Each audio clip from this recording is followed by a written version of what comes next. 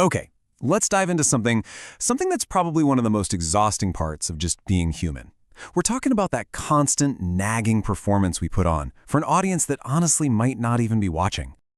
So let's start with a feeling I'm pretty sure you know all too well. It's that voice in your head, right? The one that's constantly replaying conversations, making you second-guess everything you said, and worrying if you were too much or maybe not enough. You know the drill. You change your outfit 3 times, you say yes to plans you really don't want to go to, and it's all because of this fear of what other people will think. Well, that feeling, it has a name. It's the approval trap. And listen, you are not weak for experiencing it. You're just human. See, caring about how others see us is a fundamental part of our wiring. It's not some character flaw, it's a survival instinct that's just kind of gone into overdrive in our crazy modern world. So why on earth are we wired this way? I mean, to get out of the trap, we first have to understand why it even exists. And this isn't some new problem. It's actually a feature of our ancient survival software. I want you to think about this from an evolutionary perspective for a second. For our ancestors, belonging to a group meant everything. It meant food, protection, finding a mate. So being cast out, social exile, that was a literal death sentence. So it makes sense, right? The ancestors who cared deeply about what the group thought, well, they were the ones who survived. And they passed those genes on to us, hardwiring our brains to treat social disapproval like an absolute catastrophe. And this is where the neuroscience gets really fascinating. Inside your brain, you have this thing called the amygdala. It's your threat detector. But here's the problem. It acts like a really faulty smoke alarm. It literally cannot tell the difference between the steam from a tiny social mistake and the fire of a real physical danger. And get this, research shows that social pain, things like criticism or rejection, they light up the exact same parts of the brain as physical pain. It triggers a full-blown fight or flight response. No wonder it feels so awful. Okay, so it's not just about our primal brain going haywire. A sociologist named Charles Cooley gave us this brilliant way to think about it. He called it the looking glass self. And his whole theory was that our entire sense of who we are, our identity, is actually developed in response to how we think others see us. It's basically a 3-step dance that's happening constantly in our minds. First, we imagine how we look to other people. Then, we imagine how they're judging us. And finally, we develop feelings about ourselves, good or bad, based on those perceived judgments. And that's the key word right there, perceived. We're almost always reacting to a story we've made up in our own heads about what someone else is thinking. All right, so if we're all wired this way, how in the world do we escape? The key, the real key, lies in understanding a crucial distinction that most of us completely miss. And this is the very bedrock of genuine confidence. Now, what's so interesting about this is how it separates the foundation from the actual building. I want you to think of self-worth as your unshakable foundation. It's that deep, core, unchanging belief that you are valuable just for being you, just for existing. Self-esteem, on the other hand, that's the building on top. And just like any building, it can change with the weather of life. Your successes, your failures, all the feedback you get from the outside world.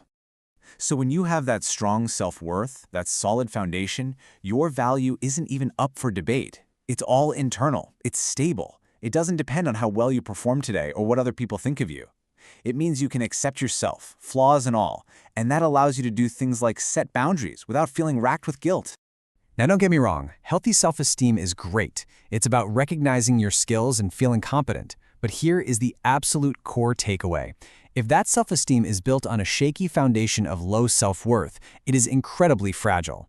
The very first moment you fail or face criticism, the whole structure just collapses.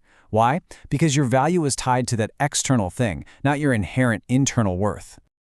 Okay, so how do we actually build that solid foundation? Let's get practical. Let's dive into the escape plan, starting with the most important part, building that unshakable self-worth. Instead of beating yourself up, try a little self-compassion. I'm serious. Research actually shows this practice, just treating yourself with the same kindness you'd give to a friend, actively reduces social anxiety. So next time you feel that fear of judgment creeping in, try this. Place a hand on your heart and walk through these steps. You're countering that feeling of shame with connection and a bit of kindness. So many of our deepest fears come from these old, dusty beliefs we've never really examined, a lot of them from when we were kids. So if you have a core belief like, I'm just not good enough, I want you to ask yourself, says who? Who decided this? And what is the actual objective evidence I have to support this belief today? By just questioning their validity, you can start to loosen their grip. All right, once that foundation of self-worth is getting a little stronger, then you can start building your self-esteem on top of it, but in a healthy, sustainable way. One that isn't so vulnerable to every little gust of wind from outside opinions. True competence, real confidence, it isn't just a feeling. It's earned through experience. Every single time you face a small fear, and I mean small, like speaking up in a meeting or even just picking the restaurant for dinner, you are building real-world evidence of your own capability.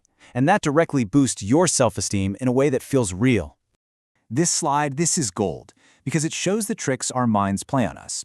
There's this powerful tool called cognitive behavioral therapy, or CBT, and it helps us spot these automatic thinking errors. Like take personalization, for example. You automatically assume someone's bad mood is all about you. The reframe here reminds you that their internal world is huge and complex, and chances are it has absolutely nothing to do with you. Just recognizing these patterns is the first massive step to changing them.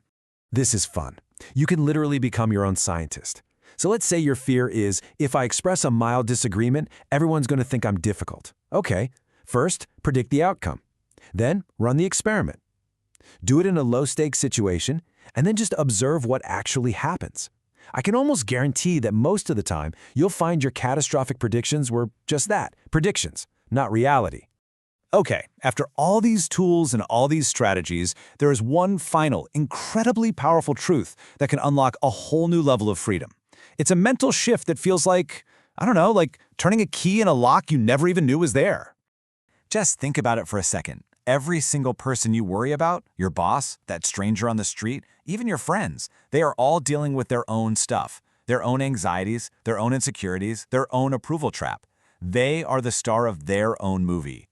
And because of that, they are so absorbed in their own performance, worrying about their own lines, their own lighting, that they simply do not have the time or the mental energy to be the harsh, focused audience that you've built up in your head.